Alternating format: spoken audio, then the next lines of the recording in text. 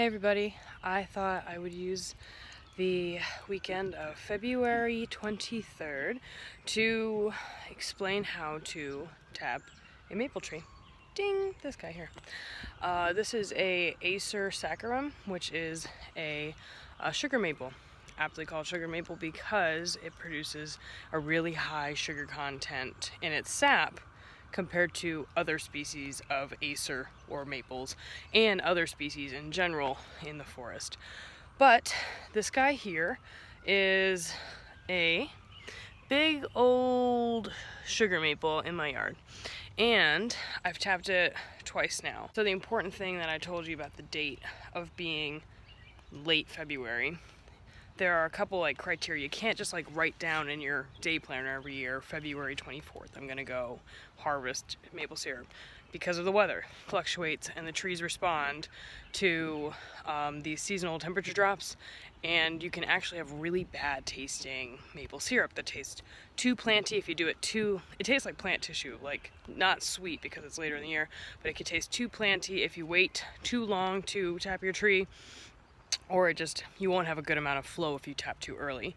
So key parts of this when you're picking out a weekend is you want to have cold nights that are below freezing and then warm days. So today is about 50 degrees, and then at nighttime it's pretty dang cold still. So I got a bunch of stuff here that you need in order to tap your trees, and we'll start with the tree itself. Of course, you want to have a species with high sugar content, but you can do with any kind of tree actually. Some will be not good for you, like tree of heaven sap would not be good to make into a syrup for you, but you can make syrup out of betula. It's kind of winter greeny, which is just like how it smells. And the only reason you just pick sugar maples is because of the high sugar content. But this tree is a good candidate tree because it's pretty mature, and it has probably a DBH of, I don't know, 1.5 feet. So you can actually have probably 2 to 3 taps in this bad boy. And you want to rotate, you want to be able to rotate your taps every year, because you don't want to overstress a tree or else you'll kill it. If you're stealing all of its sap, it's not going to be able to take care of itself and grow leaves up in that canopy. But so you pick your tree, there it is. The supplies I have here are a drill, which we will use to actually make a port for me to put a spile in, which is this black guy here. I bought it on Amazon for $3, and 6 of them came in a pack. But you can get metal ones that are really old schooly and classy, and it's connected to this tubing, which is just for my beer making kit, but it'll fit perfectly. You want to have a tight seal. Let's see if you can see that. See how it's a tight seal there? It's still got sap in it from when I did it the other day. But your sap is going to flow from inside of the tree through this spile, because it is pretty much just a tube extension. Then it goes down through here, through your tubing, and into your collection device, which is just a water jug that I bought because it doesn't have anything else in it. You don't want to have something like a fruit juice or soda jug because you have, remnant soda or just a taste to the plastic will be in there already. To put the spile in, I first put, and I'll actually do this, but I just want to explain it. So I'm going to take my drill and I'm going to put it in about maybe 1/4 to 1/2 of an inch in, because that's where that sugar is being translocated. The way a tree works is the outer ring is the only part that's alive. This here's the bark. Right underneath that bark is where this sap is flowing, and that's what we want to be able to take from. And then there's really only maybe 4 or 7 years of, well, 7 would be a lot, but there's only a couple of years of this living sugar conducting phloem. The inside of the tree, the heartwood you might have heard, is dead. The xylem is dead. It's just moving water from the canopy and from the roots to the canopy. So we don't really want water. We want that sugary, high content stuff. So I think we've got everything, but I'll drill the hole in, I'll put the spile into that hole, and then I use a hammer just to make it really nice and snug.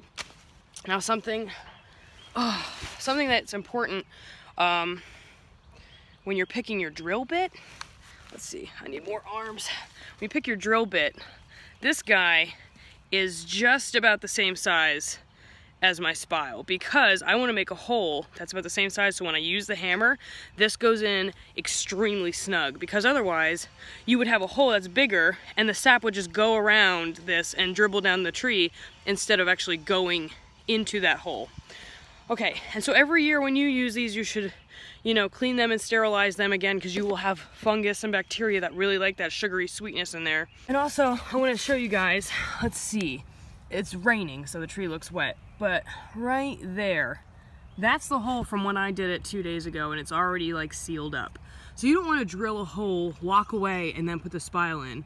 We'll see when I drill into the tree that the sap will come out immediately. So tree's defense is to close up those holes then and not let diseases come in. But don't worry, you're not hurting the tree, because I did this last year. There's my, actually that's where I made a boo-boo. So I used a drill bit that was too big and didn't fit snugly. And then right here is where I got sap from last year.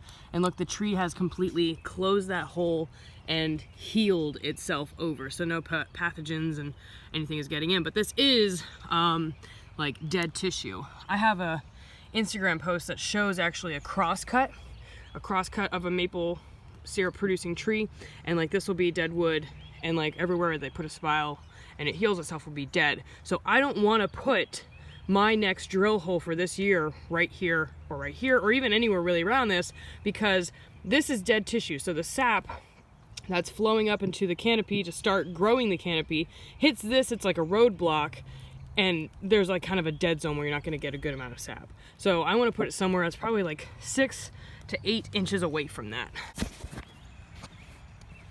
All right, are you ready for this rodeo? Here we go. So here's a spot where there's never been taps put in before, and I'm going to show you about how deep you go in. Let's see, so bear with me. I'm doing this one-handed. All right, so remember I said you go in about maybe half an inch. Let's try and do that.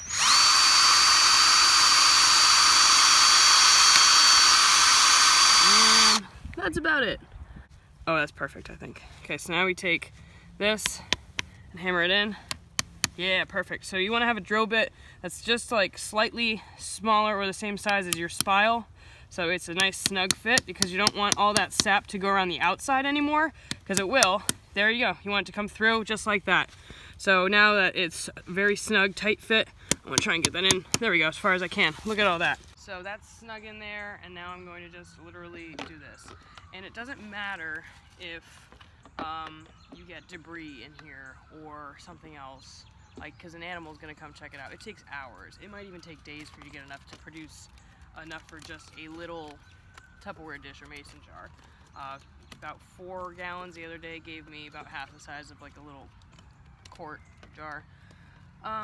But you don't want to care if you get debris in here, because you're going to strain it. Check that out. It's only been going for like a couple of like minutes, like 2 minutes. We already have that. Not even. We'll have to come back out in an hour and see what we got. So this has been out here for an hour and a half. That's pretty impressive from just that little drip back there. Okay, so we brought all the syrup in. Key part of this process, brought all the sap in. Okay, we brought all the sap in. Key part before you start cooking it is you want to strain it. I got this nice little thing here I use when I'm making beer. It's got a strain right there. Look it. It saved us from eating that one cat hair and a couple of tree debris. But there's our syrup, and since I'm not a huge production, that's all I'm gonna make. But I'm gonna cook it down, and it'll probably be about one little regular sized mason jar. And I've got it with the 4 gallons blasting on high heat, because I need to cook off a ton of water that's going to fill my house with condensation. And honestly, I should probably have the window open, because it will get kind of crazy. This is the part that you want to start to care. You've been letting it boil on high heat for probably 4 hours now, and you're just at the bottom of the pan, and you're still boiling, but if you can see, that's still pretty clear down there. It's not brown like you would think, you know, maple syrup as how you buy it in the store. But this is where I turn it down. I turn it down to, oh, about there. And you have to watch it. I actually recommend stirring it because it will rapidly evaporate and be such a high temperature where that boiling is actually starting to burn your syrup, and you can burn it and it will not be usable. It will turn black. But watch this maybe for like, I don't know, 10 minutes, and literally that's how quickly that amount of liquid can turn from sap to high concentrated syrup. And you'll also have noticed throughout the progression of this cooking down that this will taste sweeter and sweeter and sweeter as it gets more and more evaporated. And also your house will smell really sweet. All right, that is the color you should want to have. That is pure American maple syrup. And it's pretty good content, but I almost burned it by walking away. Like I told you guys, you shouldn't. But I luckily came back, and it actually has a really nice kind of smoky flavor to it. So, hope you have fun.